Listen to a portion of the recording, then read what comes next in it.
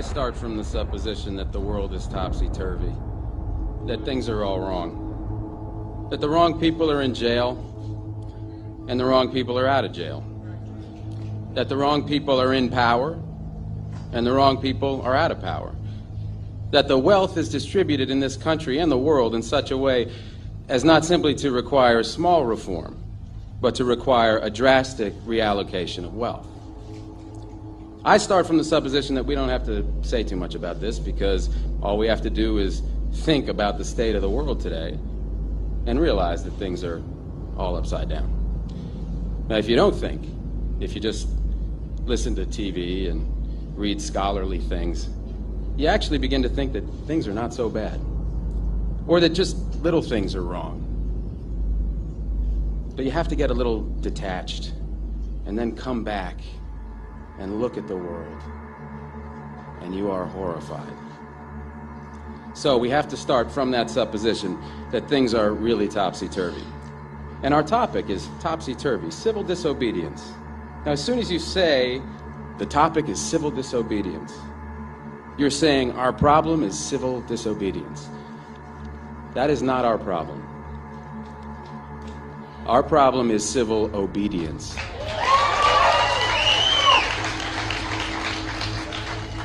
Our problem is the numbers of people all over the world who have obeyed the dictates of the leaders of their government and have gone to war. And millions have been killed because of this obedience. We recognize this for Nazi Germany. We know that the problem there was obedience, that the people obeyed Hitler. People obeyed. That was wrong. They should have challenged, and they should have resisted. And if we were only there, we would have showed them. Even in Stalin's Russia, we can understand that. People are obedient. All these herd-like people. Remember those bad old days when people were exploited by feudalism? Everything was terrible in the Middle Ages. But now we have Western civilization, the rule of law. The rule of law has regularized and maximized the injustice that existed before the rule of law. That is what the rule of law has done. When in all the nations of the world, the rule of law is the darling of the leaders and the plague of the people, we ought to begin to recognize this. We have to transcend these national boundaries in our thinking. Nixon and Brezhnev have much more in common with one another than we have with Nixon. J. Edgar Hoover has far more in common with the head of the Soviet secret police than he has with us. It's the international dedication to law and order that binds the leaders of all countries in a comradely bond.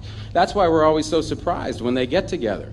They smile, they shake hands, they smoke cigars. They really like one another, no matter what they say. What we are trying to do, I assume, is really to get back to the principles and aims and spirit of the Declaration of Independence. This spirit is resistance to illegitimate authority and to forces that deprive people of their life and liberty and right to pursue happiness. And therefore, under these conditions, it urges the right to alter or abolish their current form of government, and the stress had been on abolish.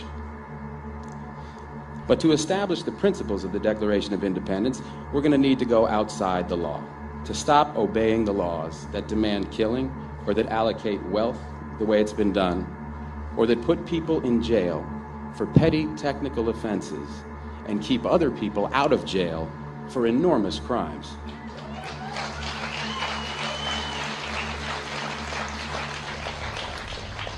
My hope is that this kind of spirit will take place not just in this country, but in other countries, because they all need it.